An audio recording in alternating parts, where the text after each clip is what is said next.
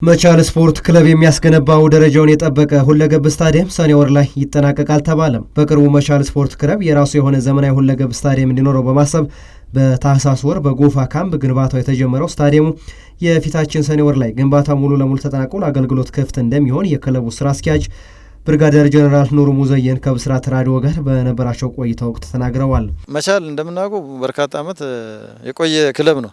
ስለዚህ የራሱ የሆነ ሜዳ መኖር አለበት ብለው ቆራጥ በተለይ ቦርድ አመራሮች አሉ። እነሱ ቆራጥነት ወደ ስራ ገብተዋል። አሁን ጎፋ ሜዳ ላይ በርካታ ሺህ የሚይዝ አሁን ተጀምሮ የተወሰነ ከሄደ በኋላ እናስጎበኛቸዋለን። ተጀምሯል። አንድ ወር አካባቢ አልፏል። የእግር ኳስ ሜዳ ደረጃውን የጠበቀ ብቻ ሳይሆን ትራክም ያለው ሁሉ ያሟላ፣ የእጅ ኳስ፣ የመረብ ኳስ፣ ሌሎችንም በሙሉ ያሟላ ነው እቅዱ። በእቅዱ መሰረት ተጀምሯል። አሁን ቀድሜ ከመናገር ግን የሚቀጥሉ ሳምንታት ላይ የተወሰነ ከሄደ በኋላ እናስጎብኛችሁና ጥሩ ለኛ ለክለብ ብቻ ሳይሆን ለሁሉም ክለቦች የሚተርፍ ስራ እየተሰራ ነው ያለውና አንዱ እሱ ነው። ሌሎች ቦታውም ሜዳዎች አሉን። እነሱንም መጠነኛ ጥገና በዚህ አመት ይጠናቀቃል ነው። አሁን በተለይ እነዚህ የግል የቦርድ አመራሮች አሉ፣ ባለሀብቶች አሉ።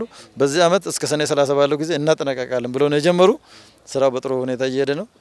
እሱንም በአካል ጎብኝተን በሌላ ጊዜ ብናሳያችሁ ይመረጣል ብዬ ነው።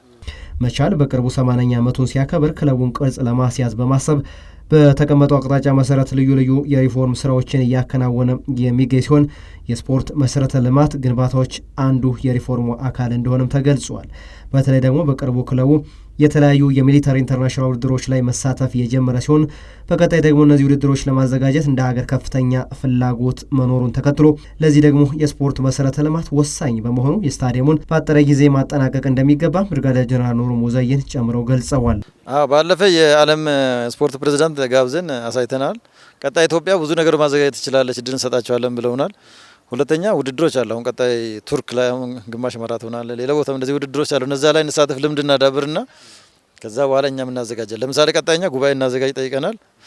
እነሱም ፈቅደውልናል። ሁለተኛ አሁን እየሰራ ነው። መሰረተ ልማት ላይ ነው ማትኮር ያለብን እንጂ እኛ ሀገራችን የስፖርቱ መሰረተ ልማት አላት።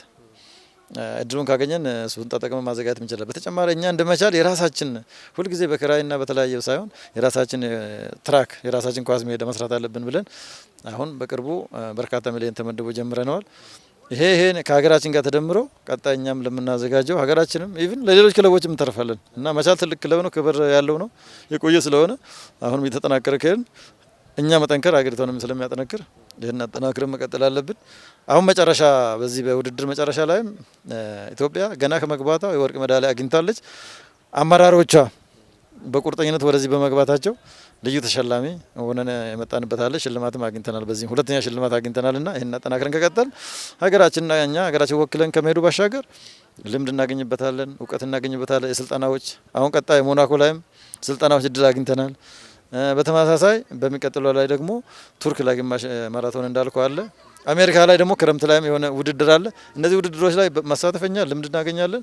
ለሀገራችንም የሚጠቅመው ጠቀሜታ ስላለው ይህን አጠናክረን መቀጠል አለብን። ስታዲየሙ ደረጃውን የጠበቀ የእግር ኳስ ሜዳ፣ የአትሌቲክስና የእጅ ኳስ ሜዳን የያዘ ሲሆን ይህ ስታዲየም ሲጠናቀቅ ለመቻል ብቻም ሳይሆን ለሀገራችን ስፖርት ትልቅ ፋይዳ እንደሚኖረውም ተጠቁሟል።